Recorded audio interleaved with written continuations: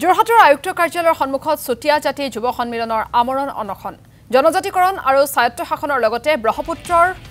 ওপৰত নিৰ্মীয়মান যোৰহাট মাজুলী সংযোগী দলং বিৰাংগনা সাধনীৰ নামেৰে নামকৰণ কৰাৰ দাবী চুতীয়া জাতি যুৱ সন্মিলনৰ আন কেইবাটাও গুৰুত্বপূৰ্ণ দাবী উত্থাপন কৰিছে সংগঠনটোৱে দাবী মানি নললে 2026 বিধানসভা নিৰ্বাচনত বিজেপি বিৰোধী স্থিতি গ্ৰহণৰ শংকাৰ প্ৰতিবাদকাৰীসকলৰ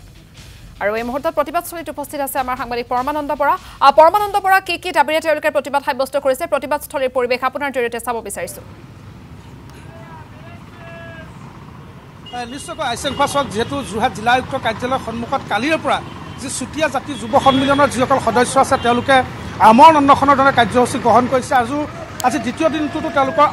আমৰণ অনশন অব্যাহত আছে তেওঁলোকে বিশেষতঃ জনজাতিকৰণ লগতে স্বায়ত্তশাসন প্ৰদান আৰু যি যোৰহাট মাজুলীৰ যি সংযোগী দলং আছে সেই দলং বিৰাংগনা সতী সাধনী নামেৰে যাতে নামকৰণ কৰে এই তিনিটা দাবীৰে মূলতঃ তেওঁলোকে এই মুহূৰ্তত এনেধৰণে প্ৰতিবাদ সাব্যস্ত কৰা দেখা পোৱা গৈছে আৰু যি কঠোৰ প্ৰতিবাদ যাক কোৱা হয় যে আমৰণ অনশন যিহেতু কালিৰ পৰা তেওঁলোকে আৰম্ভ কৰিছিল কালিৰ পৰা আজি দ্বিতীয়টো দিন এই মুহূৰ্তত মই দেখাইছোঁ যে বিৰাংগনা সাধনীৰ যি প্ৰতিচ্ছবি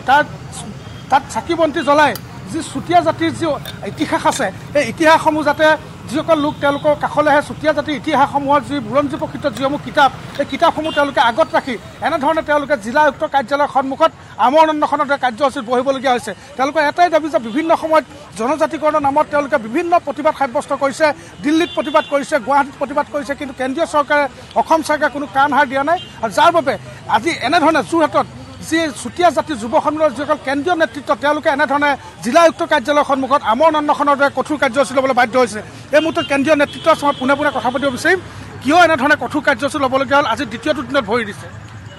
চাওক ভোগৰ বতৰ আৰু দুটামান দিনৰ পাছতে ভোগালী বিহু অসমীয়াৰ বাপতি সাহোন ভোগালী বিহুৰ আৰম্ভ হ'ব ভোগালী বিহুৰ এটা পৰিৱেশ ইতিমধ্যে হৈ আছে এই ভোগৰ বতৰত আজি আমি যোৰহাট জিলা আয়ুক্ত কাৰ্যালয়ৰ সন্মুখত গণতান্ত্ৰিক আন্দোলনৰ এটা চূড়ান্ত পৰ্যায় আমৰণ অনশনৰ দৰে কঠোৰ কাৰ্যসূচী ল'বলৈ বাধ্য হৈছোঁ চুতীয়া জাতি যুৱ সন্মিলন অসমে চুতীয়া জাতিৰ বিভিন্ন সমস্যা আছে তাৰ ভিতৰত প্ৰধানতঃ মুখ্য দাবী দুটা হৈছে জনজাতিকৰণ আৰু স্বায়ত্তশাসন আৰু ইয়াৰ লগতে আমি এটা নতুনকৈ দাবী সংযোগ কৰিছোঁ যে যোৰহাট ব্ৰহ্মপুত্ৰৰ ওপৰত যিখন যোৰহাট মাজুলী সংযোগী দলং এই মাজুলী সংযোগী দলংখন বিৰাংগনা আই সাধনী নামত নামাকৰণ কৰিব লাগে বিগত সময়ছোৱাত আমি দেখা পাইছিলোঁ যে কংগ্ৰেছ চৰকাৰে যিধৰণে জনজাতিকৰণ আৰু স্বায়ত্তশাসনৰ ইছ্যুটোক লৈ যিধৰণে হেতালি খেলিলে ঠিক একেধৰণেই বৰ্তমান বিজেপি নেতৃত্বাধীন ৰাজ্য চৰকাৰখনে আৰু কেন্দ্ৰীয় চৰকাৰখনেও আমাক একেধৰণেই এই হেতালি খেলিছে আৰু নিৰ্বাচনী যিটো ললিপপৰ দৰে ব্যৱস্থা এই ললিপপৰ দৰে তেখেতসকলে এটা ব্যৱস্থা গ্ৰহণ কৰিছে গতিকে আমি এই আমৰণ অনশন স্থলীৰ পৰাই আমি কঠোৰ ভাষাৰে সকীয়নি দিছোঁ কেন্দ্ৰীয় চৰকাৰ তথা ৰাজ্য চৰকাৰক যে তেখেতসকলে চুতীয়াৰ আৱেগ অনুভূতিক লৈ খেলা নকৰিব ছয় জনগোষ্ঠীৰ যিটো মুখ্য দাবী